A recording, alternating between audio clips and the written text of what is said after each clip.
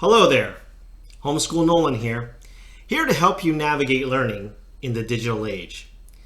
Today I'd like to talk to you about how to get started with homeschooling. When the schools closed back in March 2020, it forced every parent, whether they were ready to or not, to become homeschoolers. And when the schools opened later in the fall, most of them were only open for remote learning.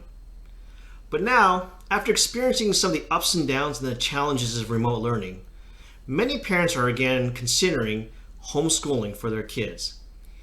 And if you're like me, like I was last year, you may be asking, how do I get started?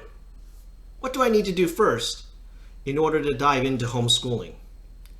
And in this video, I will talk about the steps you need to take first before becoming a homeschooling parent.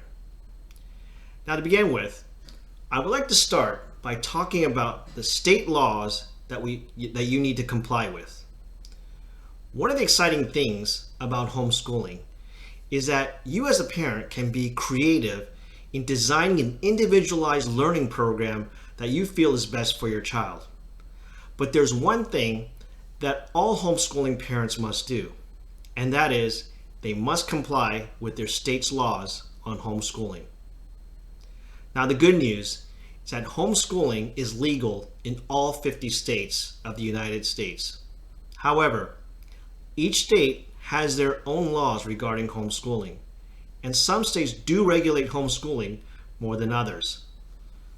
For example, some states may merely require that you simply notify your school district that you plan to homeschool.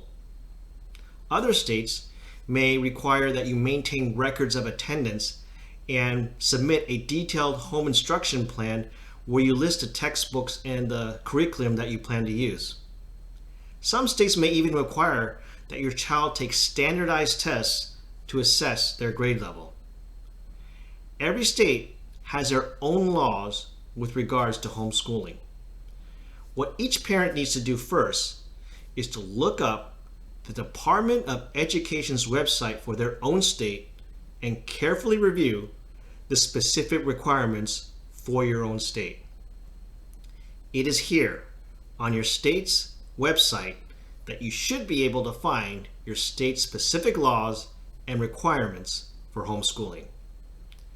Now, as for me, I live in California, and in California, we are simply required to fill out and renew an online affidavit each year, which is available on our state's Department of Education's website.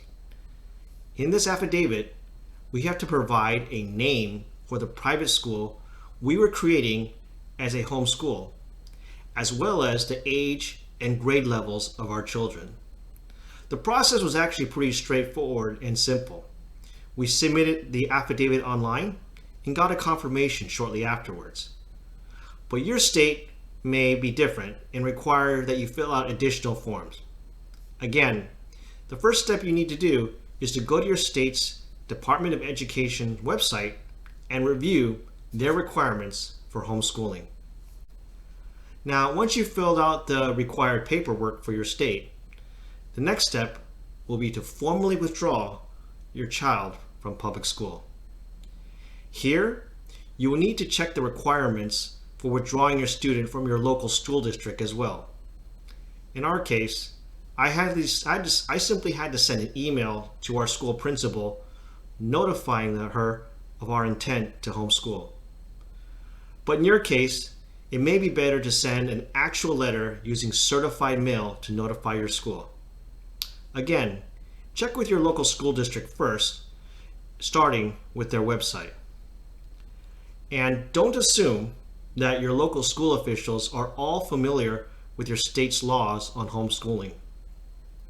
When we notified our school principal via email, the school later called me on the phone and asked me what alternative school program we were adopting. I had to let them know that we were homeschooling per state law, and I had to send them a copy of our affidavit. But after I did that, there were no other issues, and we were officially and legally homeschoolers. Now, I am aware that in some cases, a school district might and can make it harder for some parents to withdraw their kids for homeschooling.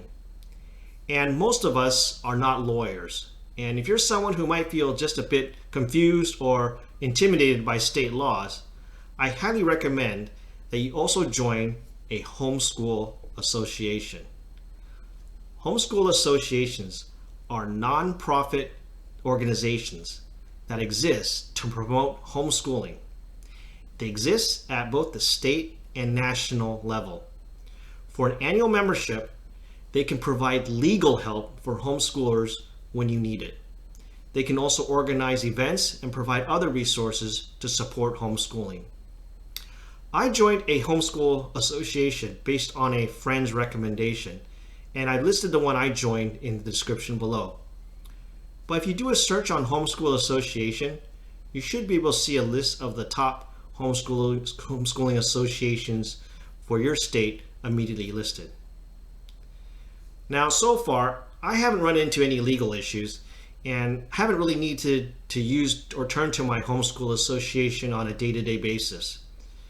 But I myself am not a lawyer, and I still feel a lot more comfortable joining a homeschool association, just in case I ever need any legal help. Now, if you're brand new to homeschooling, you should also consider joining a private satellite program. In a private satellite program, a private school, for a fee, will list you, the parent, as a teacher in their school and provide you a curriculum that you can use to teach your kids. Private satellite programs can also help you with important administrative and record-keeping tasks, such as maintaining attendance records and recording grades and transcripts that you may need to provide later on to future schools your kids may wish to apply to.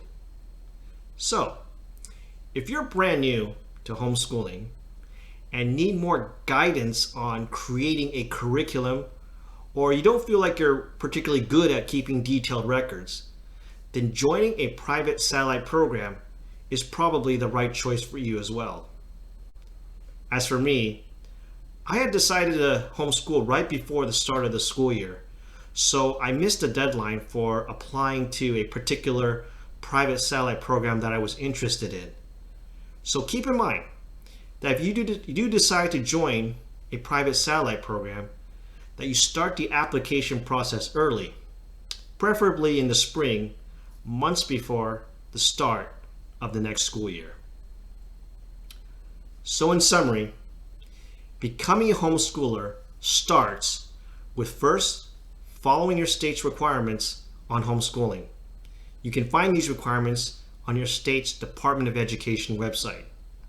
You then need to formally withdraw your child from public school. After that, I highly recommend joining a homeschool association just in case you ever need any kind of legal help, and also joining a private satellite program to help you with curriculum and administrative and record-keeping tasks. After completing all these steps, you will then officially and legally become a homeschooler. Becoming a homeschooler is a huge decision for every family, but if you do decide to take the plunge, I think you will find the journey very rewarding, both for you and your child. And I hope this video has been helpful in helping you get started on this important journey. Thank you for watching. I'll see you next time.